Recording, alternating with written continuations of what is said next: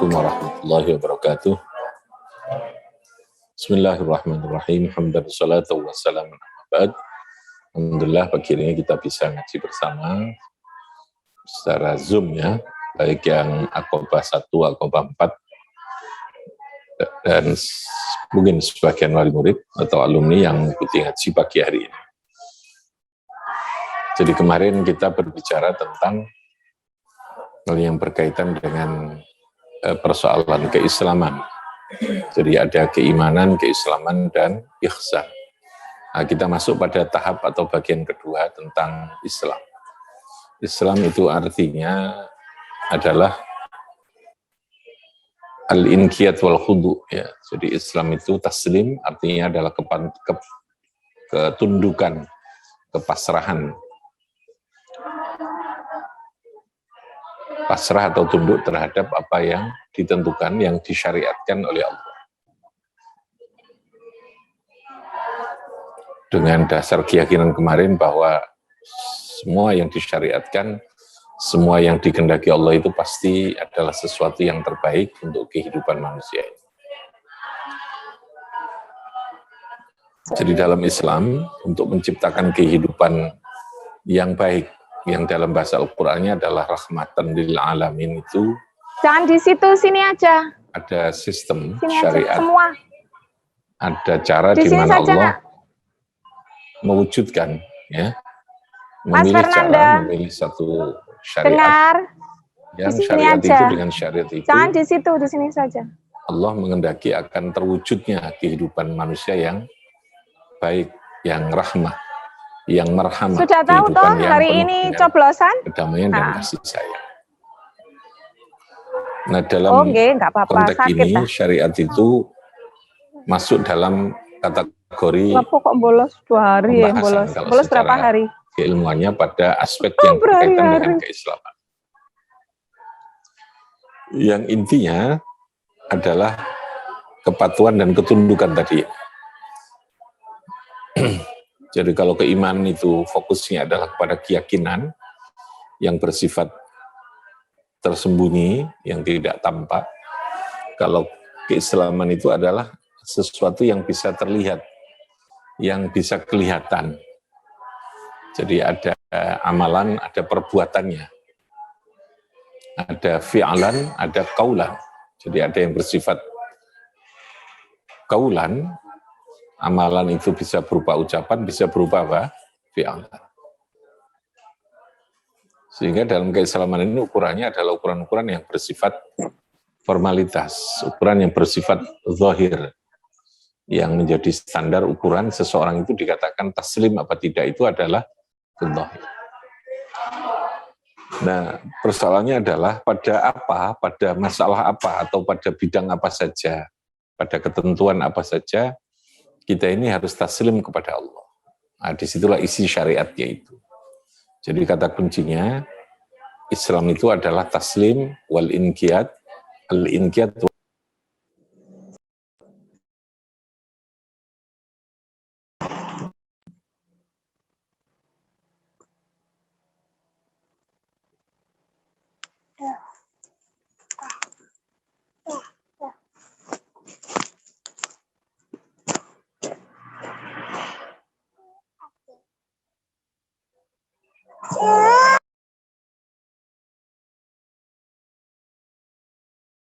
Kalau keimanan itu bersifat sesuatu yang tidak tampak, secara indrawi tidak kelihatan, yang tidak mudah untuk dilogikakan, tidak bisa dilihat secara indrawi. Tapi kalau syarat ini ukurannya berbalik semua. Ukurannya adalah ukuran-ukuran yang bersifat lahiriah, bersifat fisik. Bersifat fisik. Sholat itu kan ada perbuatannya. Sholat itu wilayahnya pada persoalan syariat. Tapi orang untuk bisa memulakan sholat harus punya keyakinan kan, bahwa hidup ini ada Tuhan yang mengatur, ada Allah yang mengatur kehidupan, yang menciptakan, lalu yang menciptakan syariat. Kalau kita yakin syariat itu adalah baik, benar, dan harus kita patuhi, ada akibat, ada dosa, ada itu kan keyakinannya. Nah, sholatnya sendiri itu adalah sesuatu yang muncul di permukaan yang bisa dilihat, yang tampak.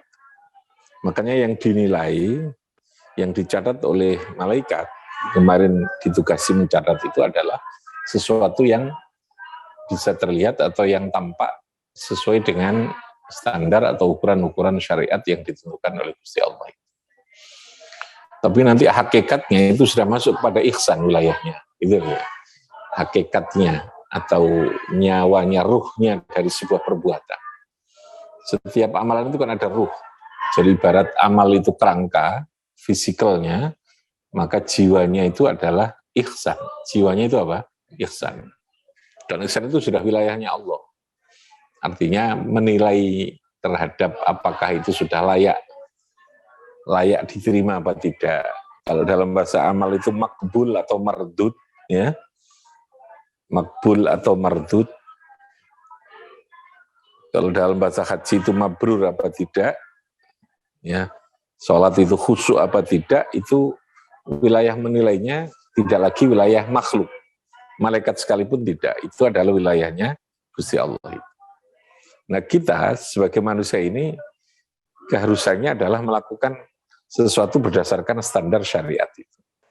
Maka lalu kemudian syariat atau aturan yang berkaitan dengan apa yang mesti kita lakukan sebagai hamba Allah ini, yang disebut dengan ibadah itu diatur berdasarkan standar-standar yang memungkinkan untuk dilakukan. Dalam bahasa usul fikihnya itu maqdur alal mukallafin. Sesuatu yang terukur, sesuatu yang memungkinkan untuk dilakukan. Karena nanti setiap amal ibadah itu pasti ada ukuran sah apa tidak sah, gitu ya. Supaya jelas kita melakukan sesuatu itu sah apa tidak sah itu, lalu kemudian ada ukuran, ada aturan, ada standarnya, ada normanya, Nah, norma itu lalu diterjemahkan oleh para ahli fikih namanya syarat rukun, ya. Di dalam fikih, dalam amalan itu pasti ada syarat, pasti ada rukun, pasti ada hal-hal yang menyempurnakan, namanya sunnah itu. Kadang ditambahi apa yang membatalkan, gitu ya. Hal-hal yang merusak atau membatalkan terhadap sebuah ibadah. Nah, ukuran-ukuran ini jelas gitu ya. Dan itu wilayahnya nanti yang disebut dengan fikih. Apa namanya? Fikih itu. Fikih. Sesuatu yang dihasilkan dari ijtihad, dari menggali secara sungguh-sungguh dari sumber hukum yang berupa Al-Quran dan hadis, itu sumber pokoknya. Yang lalu dijabarkan dalam ijma' dan qiyas itu sebagai sumber yang melengkapi terhadap Quran dan hadis. Sehingga sebenarnya urut-urutan itu kayak gitu ya. Urut-urutan dalam kita memahami agama itu seperti itu. Jadi Islam substansinya atau fokusnya adalah kepada kepatuhan dan ketundukan. Berarti kalau orang berbicara patuh, tunduk kan ada yang dipatuhi. Patuh untuk apa atau patuh itu dalam bentuk apa gitu. Pada siapa, itu patuh. Dalam ketundukan dan kepatuhan. Nah, apanya itu namanya syariat. Namanya apa? Syariat. Syariat. Nah, semuanya terukur secara lahiriah gitu ya, lahiriah. Makanya hukum itu pasti berbicara kepada fakta, berbicara kepada kenyataan, berbicara kepada sesuatu yang terukur, itu hukum. Ya. Tidak boleh orang menetapkan hukum berdasarkan persepsi, itu tidak boleh, kan tidak terukur kalau persepsi. Apalagi berdasarkan perasaan itu tidak boleh. Berdasarkan mimpi itu tidak boleh. Gitu. Istikharah saja tidak bisa kalau dipakai standar hukum. Ya harus sesuatu yang faktual, berdasarkan fakta, berdasarkan sesuatu yang bisa dilihat, yang terukur, yang bisa disaksikan kan. Nggak boleh kan orang lalu menduga orang, wah ini kok gaya hidupnya dia berbeda ya gitu ya. Berarti ini orang ini punya tuyul itu namanya gitu ya. Menetapkan orang punya tuyul itu namanya hukum kan gitu ya. Namanya menetapkan hukum kan. Tidak boleh itu didasarkan kepada persepsi itu. Persepsi itu dzon ya. Kalau dalam bahasa fikihnya namanya dzon. Berdasarkan dugaan-dugaan, anggapan. Bahkan berdasarkan wahm ya di bawahnya dzon. Kalau dzon itu masih cukup kuat gitu. Di bawahnya yakin ya. Berdasarkan waham atau syak itu tidak boleh. Sesuatu yang 50-50 secara kebenarannya itu namanya syak. Jadi syak itu 50% mungkin benar, 50% mungkin salah, itu namanya syak, 50%. Waham itu di bawahnya syak. Nah kalau dzon itu sudah agak faktual gitu ya. Sudah boleh kalau dzon. Dzon dalam pengertian fikih ya. Itu yakin itu. Tapi kalau prasangka dalam pengertian persepsi bahasa umum, itu tidak boleh dipakai menetapkan hukum.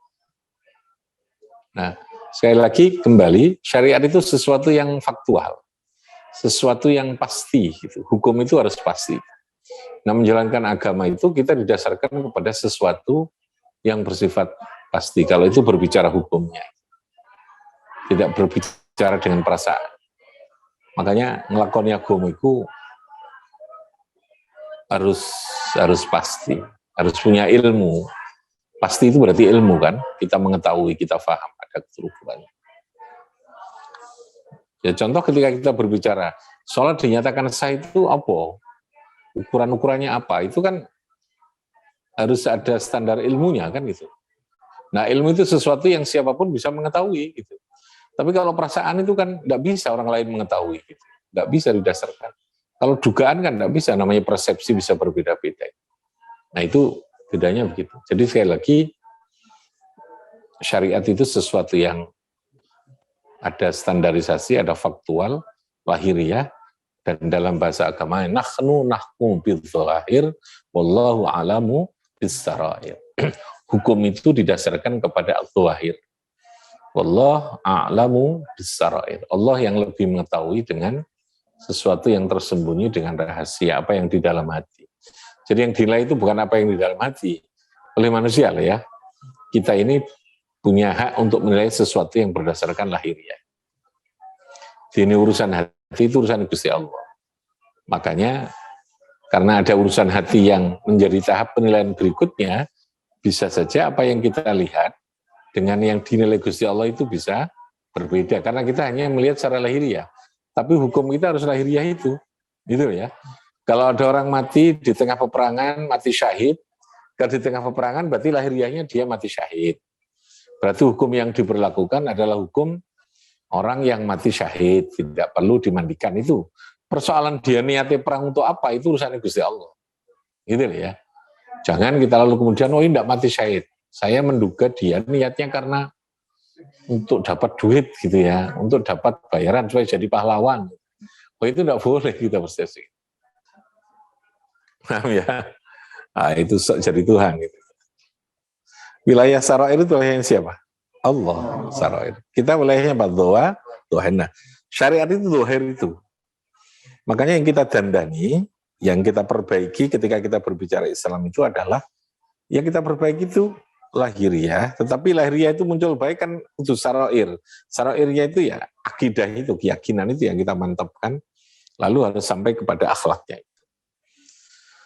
Nah oleh karena itu orang tidak boleh lalu kemudian melompat kepada sarair tok gitu ya. Saat itu sing diapi dohir gak usah, gak opo gitu ya. Itu biasanya orang tarekat yang cenderung meniadakan syariat. Ya, tasawuf itu boleh, tapi tasawuf itu tidak boleh meninggalkan syariat. Ukuran pertama harus syariat dulu gitu ya. Syariat dulu lalu kemudian kita dandani kepada apa? Kepada tasawufnya itu, kepada hati itu ya. Makanya harus diperkuat dulu. Kalau enggak nanti jadi zindik gitu. Jadi zindik gitu. Ya artinya dia melakukan sesuatu yang tidak berdasarkan standar itu. Hanya mengikuti perasaan dan hati. Oke, sekarang kita awali dari yang pertama. Apa komponen dari syariat Islam itu? Satu, syariat itu bersumberkan dari wahyu. Makanya kemarin saya katakan, bahwa hukum al-hakim itu huwallah. La hukma illallah. Inil hukmu illalillah kalau bahasa Al-Quran. Inil hukmu illalillah. Jadi hukum itu tidak ada hukum kecuali hukum itu dari Allah. Makanya seorang mujtahid pun dia bukan orang yang mengeluarkan hukum, tidak. Mujtahid itu bukan insya'ul hukmi, dia bukan melahirkan hukum, tapi hanya idhar, menampakkan. Artinya, wis ono gitu ya. Sudah ada hukumnya itu saja nih. Lalu kemudian diidharkan, ditemukan, ditampakkan oleh seorang mujtahid itu. Dia bukan menciptakan hukum. Enggak ada. Hukum itu bukan diciptakan oleh seorang mujtahid sekalipun. Paham ya? Nabi saja itu bukan menciptakan. Nabi itu adalah mubayyin. Bayanan lima fil Quran. Nabi itu menjelaskan, takkid, bayan, insya itu pun ya Nabi dikawal oleh wahyu kan. Hakikatnya Nabi itu semuanya adalah wahyu. Jadi tidak dari diri Nabi sendiri. Nah, karena wahyu itu sudah tidak ada, maka tentu manusia yang hebat sekalipun, yang seapi-api wong gitu ya, taruhlah gitu, sak wali-wali ini wong, dia tidak bisa menciptakan hukum. Seorang mujtahid yang punya kemampuan hebat pun dia sebatas menggali. Badlul wus'i linailil hukmi. Mencurahkan kemampuan untuk nailil hukmi. Untuk mendapatkan atau memperoleh aturan hukum. Beda loh ya. Menciptakan dengan menggali itu beda enggak? Beda, sangat beda. Menciptakan itu berarti dia yang membuat, yang mengawali. Tapi kalau menggali itu kan misalnya sumbernya itu ada lalu kemudian digali. Nah, posisi mujtahid itu adalah bukan munsyiul hukmi tapi mudhirul hukmi. Munsyi itu berarti menciptakan tadi itu ya. Tapi kalau mudhir sekedar apa? Menampakkan ben supaya ketok lalu kemudian ben supaya iso dilakoni. Jadi saya ulangi, syariat itu bersumberkan dari Allah. Semuanya adalah Allah. Kita hanya menggali, lalu kemudian membuat rumusan. Gitu ya. Fikih itu adalah hasil konstruksi berpikir, konstruksi ijtihad yang dilakukan oleh sebuah ulama. Dia bangunan yang dibikin oleh para ulama agar supaya mudah untuk difahami. Karena tidak semua orang bisa memahami langsung dari Al-Quran. Karena sekali lagi, Al-Quran sebagai sebuah sumber hukum, dia tidak berbicara secara tematik dalam satu fokus tema, tapi dia bisa menyatu di dalam banyak tema, kompleksitas kemarin saya katakan. Nah, untuk supaya bisa memahami ini kan butuh keilmuan khusus, butuh ahlu dzikri dalam bahasa Al-Quran, butuh ulama, butuh ahlu dzikri. Ahlu dzikri ini spesialisasi ya, kalau dalam bahasa keilmuan itu spesialisasi. Menjadi kiai, menjadi ahli agama, kiai dalam arti ahli agama lah ya, bukan kiai dalam bahasa sosial. Ya. Karena kiai sosial itu kan gelar, bisa alim, bisa tidak. Ya, ya. Makanya saya katakan kiai itu lebih tekanannya kepada status sosial ya, gelar sosial. Tapi kalau ulama, kalau alim itu betul-betul keilmuan. Jadi posisi seorang mujtahid itu tidak apa namanya? Tidak munsyiul hukmi, tapi apa? Mudhirul hukmi. Dia ada mewujudkan. Sehingga semua hukum lillah, asy-syari' huwallah. Asy-syari' huwallah. Nabi pun bukan asy-syari', Nabi itu al-mubayyin. Ya, litubayyina linnasi ma nuzzila ilaihim. Orang yang ditugasi menjelaskan. Jadi kalau di dalam Quran tidak ada lalu Nabi melakukan atau menjelaskan sesuatu, itu bukan dari Nabi sendiri, tapi dari wahyu. Makanya hadis itu wahyu. Hadis itu statusnya apa? Wahyu. Maknahu minallah tapi walafzuhu minar rasul, hadis itu. Maknanya teko Gusti Allah. Isinya. Tapi lafadznya yang dari Kanjeng Nabi. Nah, itu intinya seperti itu. Sehingga semua hukum itu dari sana. Kalau kita ngaji kitab kuning, ya sama dengan kita membaca buku karya orang Indonesia, mamanya yang berupa pelajaran fikih, sama dengan seperti itu. Kalau karya itu bahkan kan sudah mengambil dari kitab-kitab kuning itu kan. Gitu ya. Kalau seorang mujtahid, dia betul-betul menggali dari sumbernya, dari sumbernya. Sumbernya kan Al-Quran. Al-Quran itu kan berbahasa Arab. Berarti kira-kira orang menggali itu kudu ngerti bahasa Arab apa enggak? Ya bagaimana bisa menggali kalau dia tidak ngerti bahasa Arab? Dari mana bisa memahami kalau dia tidak ngerti bahasa yang harus digali itu? Ya harus ngerti bahasa Arab. Bahasa Arab itu kompleks pemahamannya. Tidak hanya nahwu sorof. Di sana ada ilmu balaghah, ada ilmu badi, ada ilmu ma'ani, ada ilmu manteknya, ada ilmu arud. Jadi ada ilmu yang berkaitan dengan mufradatnya, ada ilmu yang berkaitan dengan asal-usul dari bahasa itu, sejarah tentang bahasa itu. Ada ilmu usul fikihnya, ya. Itu semua konteksnya banyak gitu ya. Sehingga memerlukan keahlian khusus itu. Makanya yang jadi mujtahid itu tidak semuanya wajib jadi mujtahid. Ya. Orang-orang yang memang ahlul dzikri di bidangnya gitu. Sama dengan jadi ahli pertanian kan semuanya itu wajib mangan sego kan, tapi kan tidak semuanya kudu nandur dhewe gitu loh ya. Kita melok wong sing wis nandur, yang nandur itu namanya petani, yang ahli di bidang pertanian namanya insinyur pertanian kan begitu, gitu. Ada ahlinya, sehingga proporsional dalam bidang masing-masing ketika berbicara. Ada profesionalisme, ada keahlian khusus yang berkaitan dengan. Oke ya, jadi semua hukum, semua aturan Allah yang menentukan. Asy-syari' manis syari'? Asy-syari' wallah. Manil hakim? Al-hakim wallah. Sama, asy-syari' al-hakim wallah. Posisi selain Allah, termasuk Nabi sekalipun adalah Nabi itu mubayyinun terhadap apa yang ada di dalam Al-Quran. Dan kalau memang Nabi menjelaskan sesuatu yang belum ada di dalam Al-Quran, insya'ul hukmi lima lam yakun fil Quran, itu posisinya tetap sebagai wahyu. Wahyu itu tetap minallah.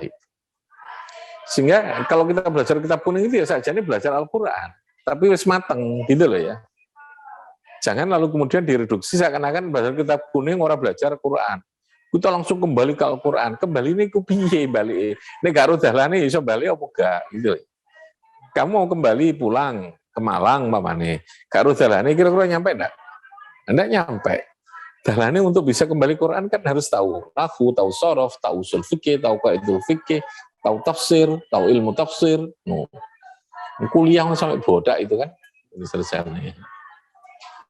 Kok lalu kemudian baru bisa baca Quran sama terjemahnya, sudah merasa bahwa dirinya cukup langsung bisa memahami Quran, menafsirkan Quran, kembali pada Quran, itu kan sembrana namanya. Ya.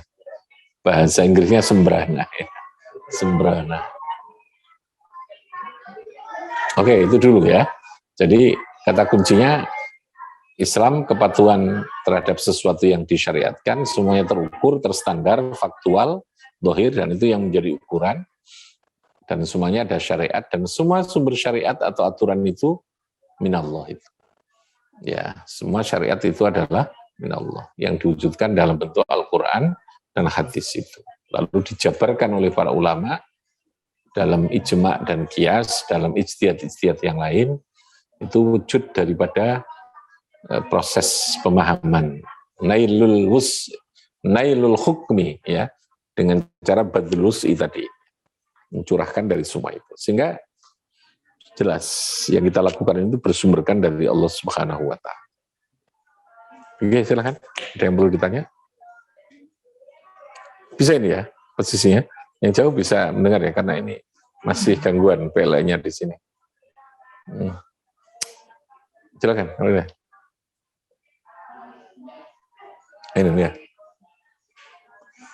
Clear apa? Mas Rul?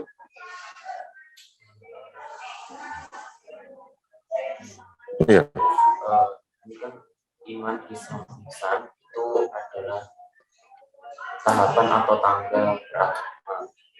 Nah, apakah dalam belajar juga mengarungi agama, dalam agama itu harus urut, jadi harus belajar iman tauhid dulu, baru belajar syariat, kemudian baru belajar tasawuf, atau bisa secara paralel?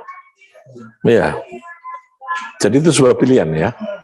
Kalau keharusan sih tidak. Tahapan itu tidak menjadi sesuatu yang bersifat rigid dalam arti harus ini dengan tahapan iman dulu belajar. Sebaiknya memang tahapannya diawali dari belajar sesuai dengan tangga tadi ya, tingkatan itu. Jadi makanya kalau awal wajibin dalam kitab Ghayatul Alam itu, pertama kali kewajiban yang harus diberikan kepada anak itu adalah apa? Ma'rifatullah, mengetahui terhadap sifat-sifatnya. Ma'rifatullah itu mengetahui sifat-sifat Allah. Tauhidnya dulu. Tauhid itu menjadi fondasi. Sebaiknya seperti itu. Tetapi sambil belajar akidah, sambil belajar tauhid, lalu sambil juga diulangi syariatnya, tidak apa-apa. Untuk anak loh ya, untuk anak.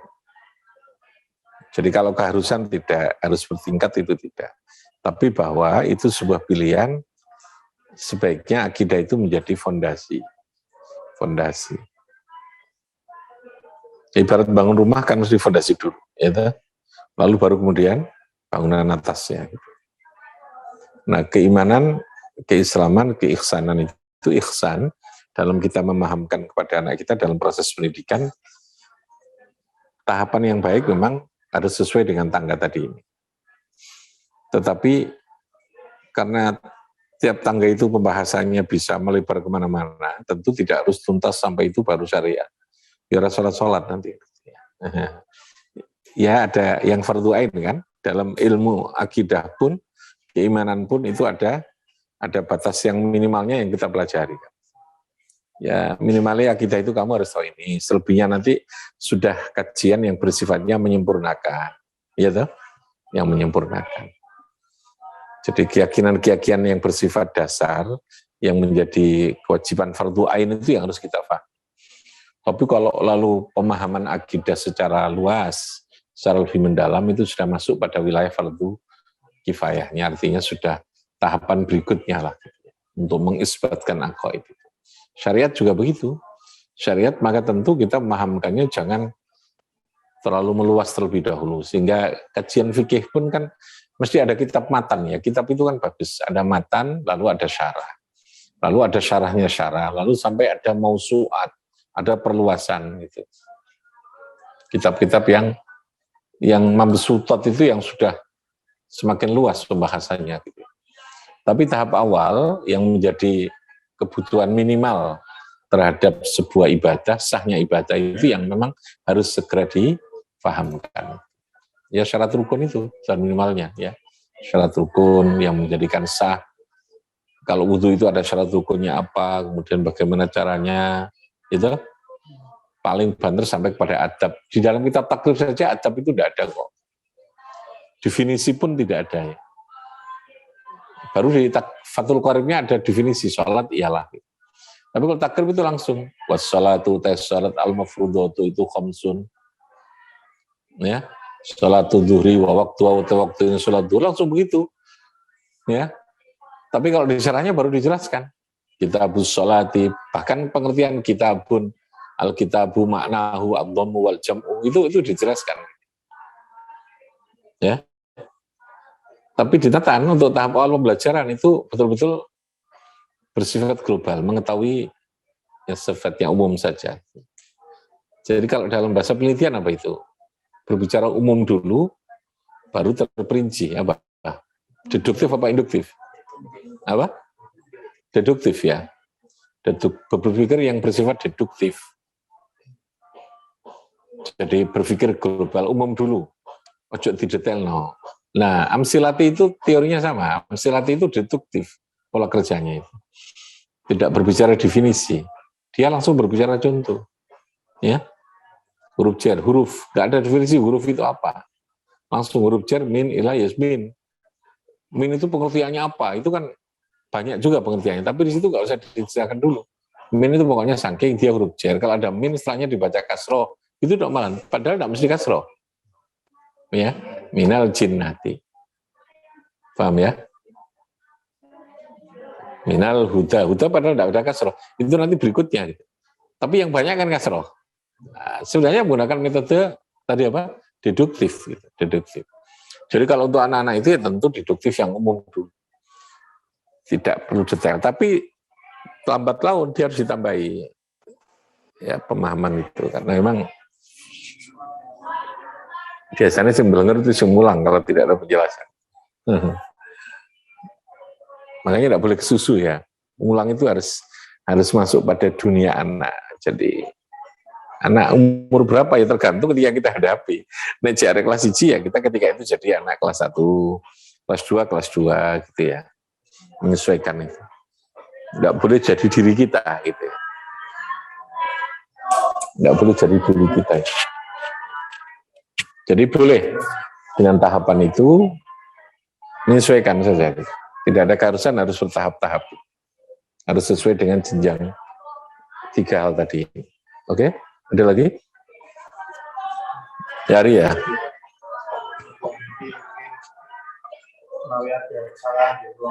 Ya. Jadi kan tadi yang bahwa tasawuf itu memang boleh, tapi Apa? tasawuf itu boleh, tapi tetap harus amal syariat. Ini yang mau saya tanyakan, apakah ada dispensasi tertentu kalau kita flashback ke saya tadi nonton Sunan Kalijaga kita ahli tasawuf. Ya itu kan saat beliau bertapa, kita juga baik pas beliau bertapa apakah beliau juga Islam atau tidak. Yang kedua, apakah saat beliau bertapa otomatis kan nanti beliau tidak sholat juga. Kemungkinannya Pak Mitra ya, kemungkinannya tidak sholat secara syariat gitu ya. Secara tidak. Iya, secara syariat. Nah, sholat itu tetap sholat ya. Jadi begini, ada yang bisa kita lihat secara lahiriah dalam kehidupan ini. Mayoritas itu ya, pada umumnya sesuatu tentu berdasarkan standar syariat atau lahiriah tadi. Tetapi ada sesuatu yang Allah memang memberikan orang tertentu yang kitanya yang tidak mampu melihat secara syariat. Sekali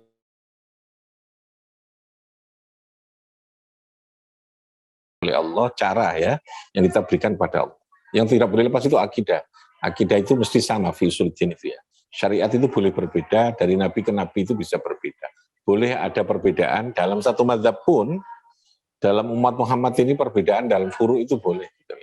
Tapi ada yang pokok yang tidak boleh berbeda, yang sudah jelas. Gitu. Nah, kita sebagai orang yang berada dalam level yang masih syariat banget ya, syariat banget, maka tentu bisa jadi tidak cukup punya kemampuan untuk melihat orang-orang yang sudah punya makom tertentu di luar apa? Makom syariat yang jauh. Ya, itu kalau paling gampang jawabannya cerita Nabi Musa dengan Nabi Khidir itulah. Kita ini Nabi Musanya, tapi Nabi Musa yang masih kelas ngisor ya. Nabi Musa saja masih tidak bisa menangkap apa yang dilakukan oleh Nabi Khidir. Yang dalam pandangan Nabi Musa pasti syariat itu salah. Gitu. Bagaimana dia merusak perahu, bagaimana dia membongkar tembok, bagaimana dia membunuh seorang anak yang tidak berdosa. Bagaimana. Pasti Musa bertanya, dan itu betul pertanyaan itu bukan rewel sesungguhnya. Musa karena dengan kacamata syariat. Nabi Khidir dengan kacamata dengan perintah Gusti Allah. Ya, wa ma fa'altuhu, apa itu dalam bahasa Al-Quran itu, apa yang kamu lakukan ini ya min amrillah gitu ya. Ya toh? Dalam surat Kahfi itu. Bukan dari saya kata Nabi Khidir itu. Itu kok Gusti Allah kabeh. Bukan berarti Nabi Khidir itu lebih tinggi ya. Ya tidak, memang ada makom yang Gusti Allah itu memberikan itu. Paham ya? Nah, makom itu tidak bisa dilakukan oleh setiap orang, gitu loh ya. Apalagi ngaku-ngaku sudah sampai makom itu tidak boleh. Aku itu gak perlu sholat. Ya. Sholatku itu sejisan. Sholat itu kan hanya syariat. Aku isi suatu kok Gusti Allah gak ada itu. Nah, ngomong itu berarti langsung gendeng ke sana. Biasanya wong sing melakukan hal seperti itu dia tidak akan mendeklarasikan gampangannya. Tidak akan mempublikasikan terhadap sesuatu yang sifatnya sangat privasi. Tapi ketika ditanya apakah mungkin terjadi seperti itu? Mungkin. Yang kita sekali lagi tidak bisa memahami itu. Karena kita tidak bisa memahami dan tidak bisa terukur, satu, kita tidak boleh menjustifikasi. Paham ya? Yang kedua, kita tidak boleh ngaku-ngaku nih dadi wong sing iso ya. Pura-pura bisa itu yang tidak boleh. Jadi sekali lagi, syariat itu menjadi standar itu. Tapi apakah syariat itu lalu ada sesuatu yang secara lahir kita tidak bisa melihat? Mungkin apa tidak? Mungkin. Kalau benar yang terjadi kepada para wali, kita juga tidak persis apakah yang namanya bertapa itu lalu kemudian tidak kemana-mana atau tidak apa-apa, kan kita juga tidak tahu. Itu ya. Kalau kita berkacamata syariat, ya tentu kita bilang ya tetap sholat, ya tetap ini, tapi dia lebih fokus kepada apa? Peribadatan, Pak. Itu syariat kita. Tapi andai kata tidak seperti itu, bagaimana sholatnya? Mungkin oleh Allah ditunjukkan dengan cara yang berbeda, ya kita tidak tahu, dan itu bisa saja terjadi. Sekali lagi, bisa saja terjadi. Bisa terjadi. Karena sekali lagi, syariat itu pada dasarnya pilihan yang diberikan oleh Allah. Ketika lalu Allah kepada orang tertentu memberikan pilihan yang berbeda secara langsung, itu haknya Allah. Gitu. Haknya Allah. Gitu. Oke ya, jadi husnudzonnya itu ke sana. Tapi yang tidak boleh tadi itu mendeklarasikan, ya, mengumumkan sesuatu yang sifatnya sangat privasi. Makanya wali itu rata-rata menyembunyikan diri, yang wali asli loh ya. Mesti dia menyembunyikan diri, bahkan konangan wong itu dia merasa apa, tidak suka gitu. Dia kadang menyembunyikan diri dengan cara-cara yang oleh orang dianggap melanggar syariat. Terkadang begitu. Wali itu terkadang begitu. Ben suwe diarani wong gendeng, ben suwe diarani wong sing apa maksiat, yang suka ini fasik, kadang begitu gitu loh. Ya artinya ada cara, ya mungkin bukan kehendaknya dia gitu loh. Ketika orang itu sudah sampai pada tingkat cinta, sayang dan kasih yang luar biasa, itu kan tidak bisa diukur dengan akal kadang-kadang kan ya. Ya. Seorang ayah cinta yang tertinggi kepada anak, tentu kadang-kadang dia tidak mengikuti apa yang dikepingini oleh anak, karena orang tua melihat itu ada sesuatu yang berbahaya, maunya kan bisa begitu. Itu wali itu kan orang yang dikasih Gusti Allah. Jadi sekali lagi, tapi ukuran pada dasarnya apa? Syariat, harus tetap syariat gitu. Ini ada pihak atau orang-orang tertentu yang memang dalam Al-Quran itu diperbolehkan, caranya bagaimana, lahiriah kita. Mungkin bisa jadi tetap sama, hanya kita tidak melihat, hanya kita tidak tahu bagaimana dia melakukan. Atau Allah merubah, kayak umpamanya cerita yang terjadi, kayak Gusmi, lahiriahnya itu meminum khamar. Tapi bisa jadi Allah sudah merubah khamar itu tidak lagi khamar, menjadi teh. Kalau sudah jadi teh, Allah merubahnya kan berarti tidak lagi haram gitu ya. Pertanyaannya, apakah mungkin Allah menghendaki? Boleh tidak Allah menghendaki yang namanya khamr lalu tiba-tiba berubah jadi teh? Mungkin tidak? Mungkin tidak? Mungkin. Kalau mungkin, kenapa kita harus umpamanya mempersoalkan? Wah itu tidak mungkin. Nah, itu berarti malah kita yang salah akidahnya ya. Ya sudah, husnudzon saja. Bisa jadi lalu tiba-tiba di depan Gusmi yang kita lihat mengambilnya namanya khamr, dia berubah menjadi apa? Menjadi teh. Ini awan nggak perlu jadi teh gitu, jadi Coca-Cola gitu, jadi cuka gitu. Ya itu gambarannya gitu ya. Makanya tetap pada husnudzon, jangan menutup kemungkinan. Tapi sekali lagi tidak boleh orang mendeklarasikan diri, wah saya dapat privasi, aku ada Jumatan kok, Jumatan Mekah gitu. Nah, Mekah sebelah di Spanyol ya, sebelah Gudo itu ya. Silakan, ada lagi. Mungkin yang online ada? Yang lewat Zoom ada pertanyaan? Akobah 1, Akobah 4. Ya, guru-gurunya. Mungkin ada wali santri yang bertanya kemarin.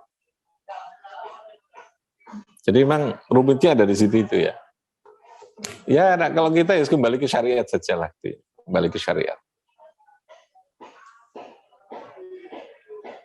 Nah, karena kita tidak tahu sesuatu yang bersifat asrar, maka kita kembalikan kepada Gusti Allah itu. Tidak perlu kita menghakimi kepada seseorang. Karena kita memang bukan al-hakim. Al-hakim itu wallah. Kita hanya berdakwah, diperintahkan untuk menyampaikan. Ya sudah, menyampaikan itu saja.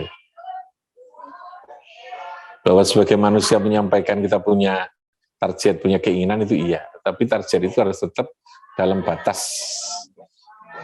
yang kita yakini sampai di mana kita diberikan tugas oleh Allah Subhanahu wa taala.